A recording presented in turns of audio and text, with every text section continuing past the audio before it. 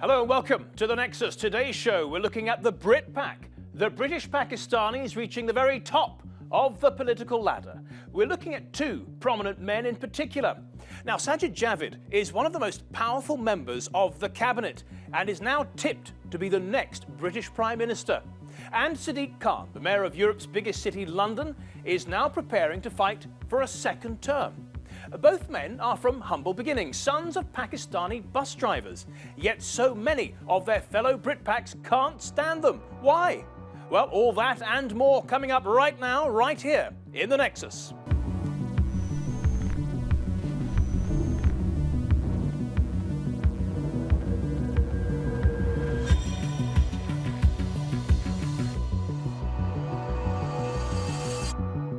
Hello, I'm Matthew Moore, and today in the Nexus, could Britain be about to get its first Muslim Prime Minister? Sajid Javid is currently the bookies' favourite to take over if Mrs May's government collapses. We'll discuss all this with our illustrious panel in just a moment. But first, let's look at his incredibly swift rise from bus driver's son to leader-in-waiting.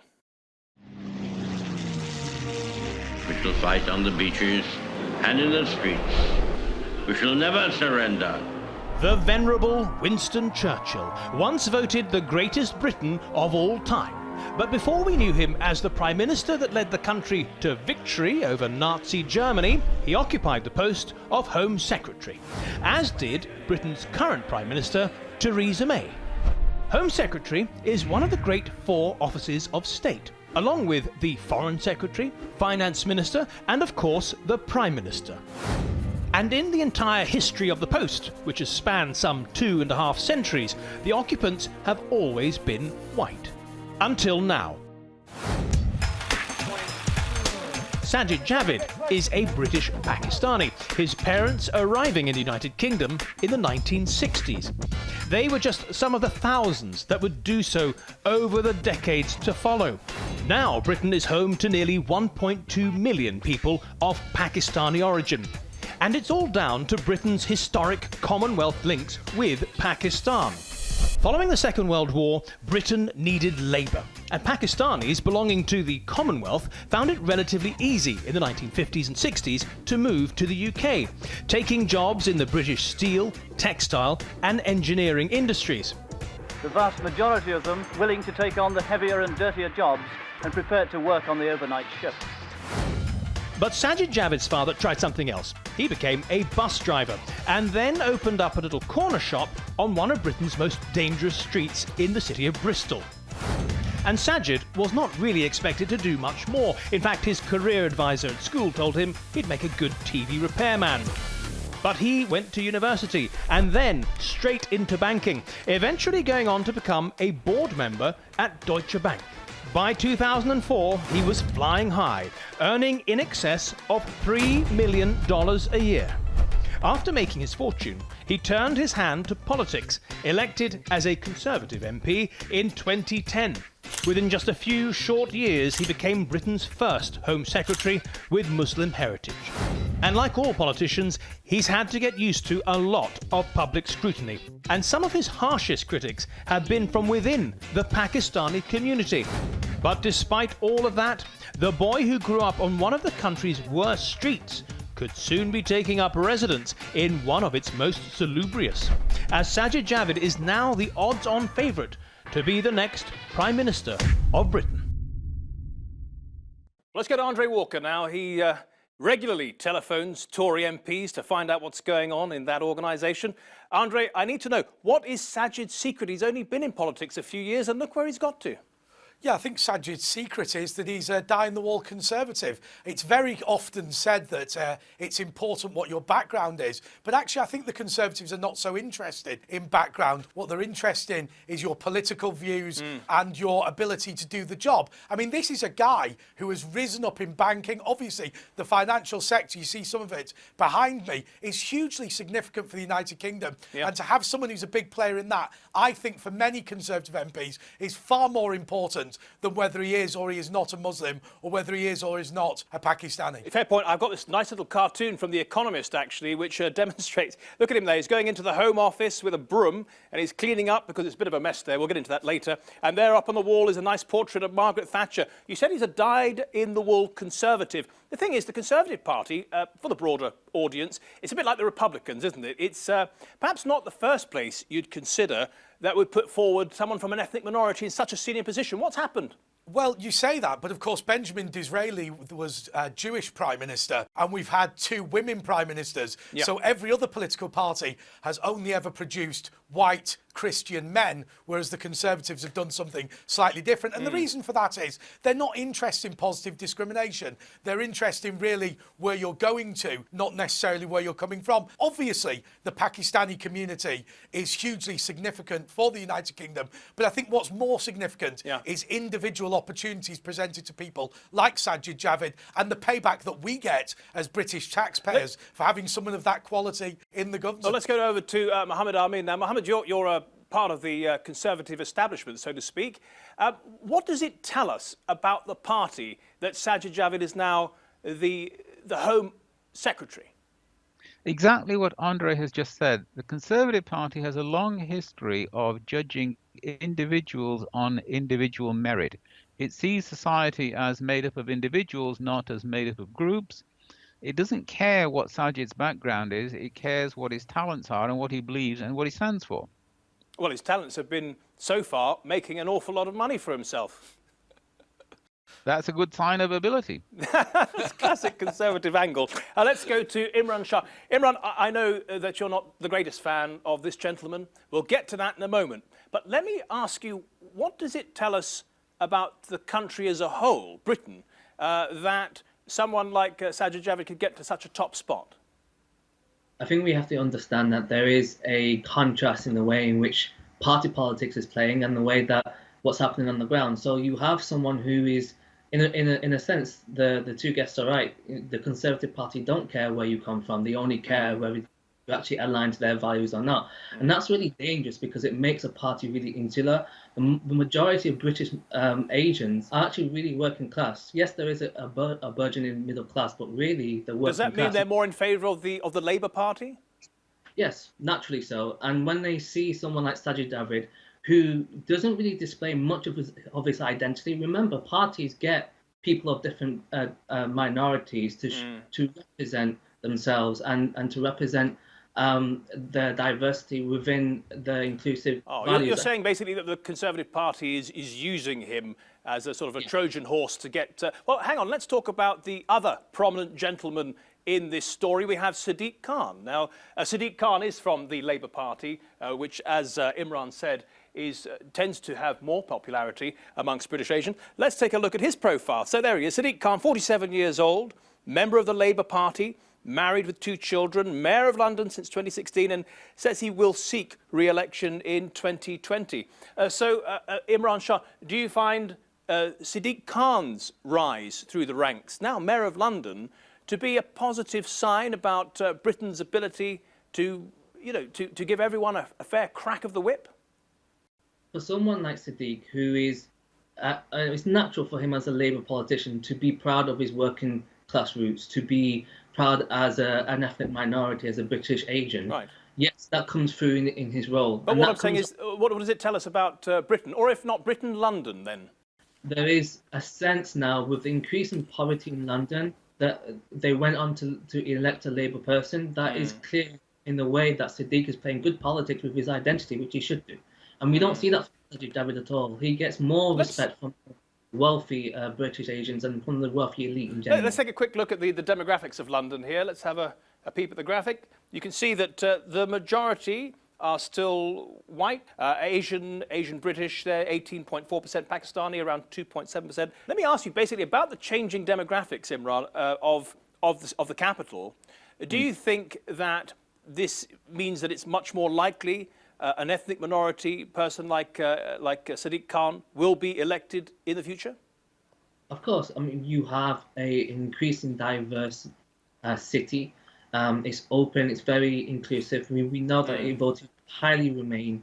in the Brexit, and that tends to be the case in places like Manchester and so on. So where you see cities in the UK, they're much more diverse, much more welcoming to immigrants, and much more welcoming to ethnic minorities. Do you think Britain's a good country to give people the opportunity to make of themselves what they will? I think there are still a lot of barriers. There's increasing more barriers when you have like the way in which inequality is going in this country. It is increasing more barriers, not so much on religious and racial lines, but on class lines as well. And I think really in terms of the UK, it's going in the wrong direction since we've had that. Andre, what do you think? I mean, I imagine all countries pose their difficulties, but it seems to me, on the two gentlemen's record, that it allows you to fulfil your dreams. Yeah, absolutely. And Britain is one of the least racist countries in the world. And our ability to integrate with people from all around the world, I think, is legendary. It's also often said that London is not like the rest of England. I think that is true. I often say the United Kingdom, we're inherently a fairly poor country that owns the capital of the world. So obviously it's going to be much more of a melting pot in London than it is in the rest of the United Kingdom. But nonetheless, as I say, Sajid Javid's background is very typical of a conservative if he were white and Christian. Well, that's because he loves money. Andre, thank you for that. Get out of it. Well, Get out of it. There's no shortage of journalists like Andre, politicians and commentators applauding these two men for reaching high office, yet many people who share their background are less than impressed. Here's what we found on the streets of East London, and a warning, you may find some of the language in the report a bit, well, it depends on your point of view, really. I declare Sadiq Khan the new Mayor of London. My name is Sadiq Khan and I'm the Mayor of London. A man of Pakistani origin has been appointed the new Home Secretary. Sajid Javid, the son of Pakistani immigrants to Britain. Two British-Pakistani Muslims. Both claim to come from humble beginnings. Both have reached high-profile political positions. But how representative are both Sajid Javid and Sadiq Khan of their communities? They've used the labels of Pakistani and Muslim in a political context, but what do Pakistani Muslims think of them and their politics? Call a spade, isn't it? Basically, it's as simple as that. It's either everyone's feeling you, and we like you, you represent us, or it's either you're not. People that welcome my appointment by calling me a coconut and an Uncle Tom. And if that's something the leader of the opposition thinks is wrong, why doesn't he get up at the dispatch box right now and denounce them? What's a coconut or an Uncle Tom? Well, some people see the terms as racist, offensive ones, whilst others use them as political terms to describe an ethnic minority. A coconut is seen as someone that's brown on the outside and white on the inside, whilst the Uncle Tom is seen as someone that's subservient to their white masters or white establishment, a throwback to times of slavery. Some feel that Sadiq Khan's presence at the London Gay Pride March compromised his identity. Whether he represents us as a mayor in London, I think, yeah, it's possible. But all the issues, you have to leave the Pakistani values, the Pakistani culture aside. That's pretty harsh on Sadiq Khan. So what do they think of Sajid Javid? Like, you know, he's a coconut. Exactly that. A house Muslim. Yeah. An Uncle Tom. In the past, Sajid Javid has said that he's a non-practicing Muslim. But he has used his Muslim identity in politics. There is a simmering anti-Muslim underbelly of Islamophobia within the party. Do you agree with that? I do not agree with that. As you just described me, my name is Sajid Javid. I'm the Home Secretary. With over 1 million Pakistanis living in Britain, is it realistic to expect two men to represent the opinions, views and values of all of them? Well, I warned you about the language, didn't I? Mohammed Amin, if I could come to you first of all. When you hear those sort of expressions, coconut and the other one, do you find them offensive and rude? I think some people of Pakistani origin have trouble coping with people who don't have their entire identity entirely defined by their Pakistaniness. So if you work in an organization which is mostly white, like an international accounting firm, if you go to a posh university like Cambridge, many people resent that. If you wear Western clothes all the time, if you read Western literature rather than entirely listening to Asian music, they feel that somehow you're betraying them. What do you think about that, Imran Shah? The idea of a coconut, it seems Mohammed's just dismantled it quite eloquently, really.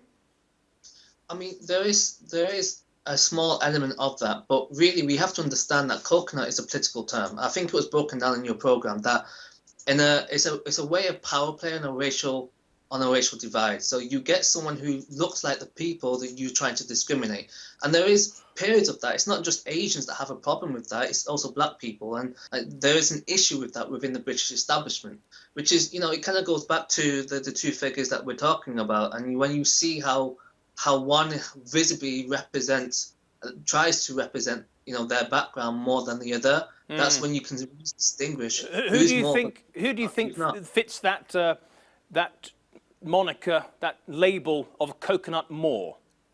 Definitely Sajid Javid, and I think that's generally a popular view. But why? And again, it's not just because of the policies that he's done. So he's vehemently pro-Israeli. He's vehemently like when there was issues of Islamophobia in the being raised up in the Tory party, he defended that. When other Muslim politicians in the party was raising it, he actually said, no, they're wrong, and there's no problem with the party, which you could argue he has to use a party position. But if he's really going to put his party above his own people, then that's Mohammed, just quick, hang on a second. Andre, come in. I mean, he was talking about defending the party that he belongs to as not having a problem with Islamophobia. Does it?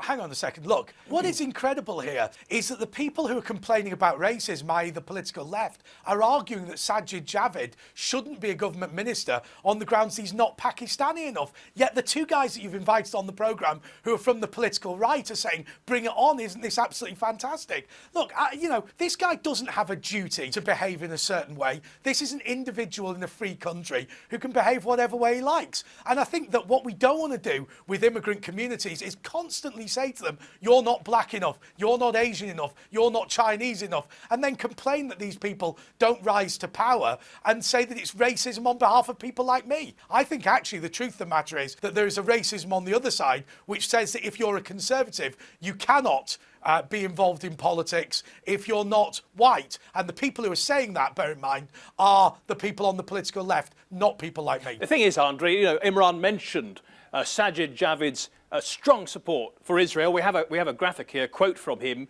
in which he says, let's have a look, the only nation in the Middle East that shares the same democratic values as Britain, and the only nation in the Middle East where my family would feel the warm embrace of freedom and liberty. I don't have to tell you that a lot of Muslims find what's going on in Gaza and the West Bank an absolute affront to democracy and liberty.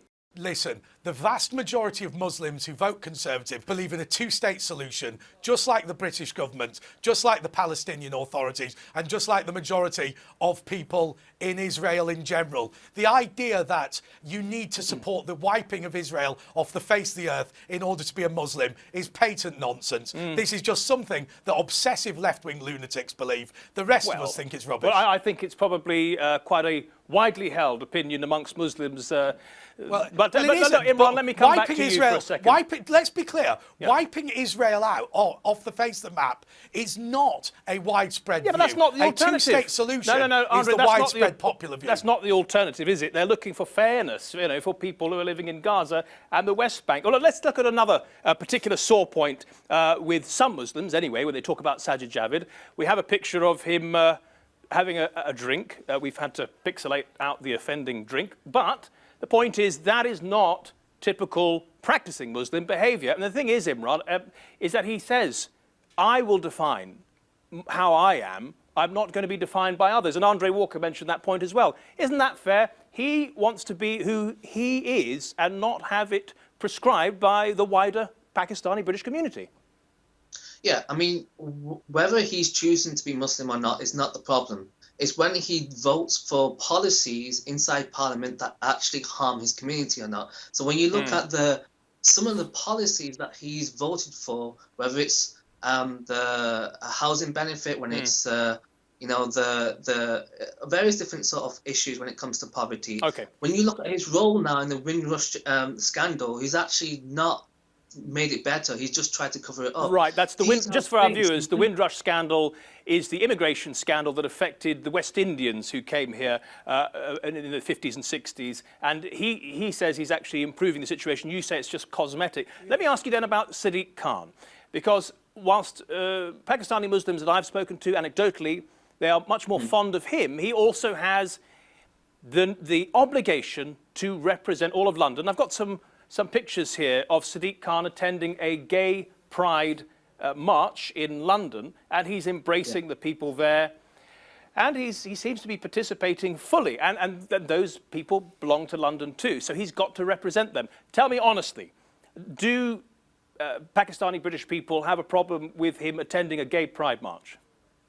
Some do, but the majority of people do not. They understand that a London mayor needs to represent everybody, and therefore he must be judged upon his effectiveness to represent the city. And would people genuinely prefer a mayor who takes a moral stand against, say, for example, gay pride march, and say, no, sorry, I won't attend. It doesn't conform with my ethics and morals? But the thing is that when it comes to, like, let me give you a clear example. When Trump was attacking Sadiq Khan, Sadiq Khan didn't shy from his identity. He attacked back. When it came to standing up for Muslim or ethnic minorities from Sajid Javid's role, that didn't happen. He welcomed the sort of discrimination and the race laws and all the sort of things that he voted for. Well, the old chestnut is, are you more British or are you more Pakistani? And it sort of comes out sometimes. Here's an interesting little soundbite from when Sadiq Khan went to Pakistan. Does it feel like coming home? Home South London, mate. But you know, it's good to be in Pakistan. It's good to come from India, home of my parents and grandparents, and obviously there's an emotional connection for me, bearing in mind my connections to this great part of the world.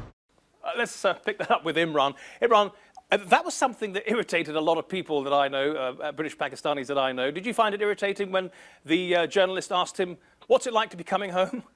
You want to make sure as a politician that your actions reinforce the image and the rhetoric that you're saying.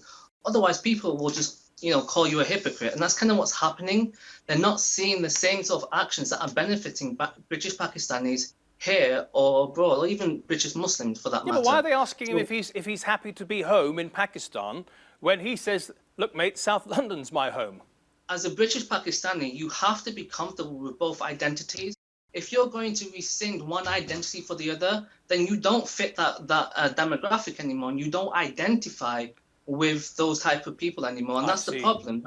That's what's happening. So you're saying they both sort of sold their identities down the river to get political office. Well, what do you think, Andre? Yes, you want to come in here?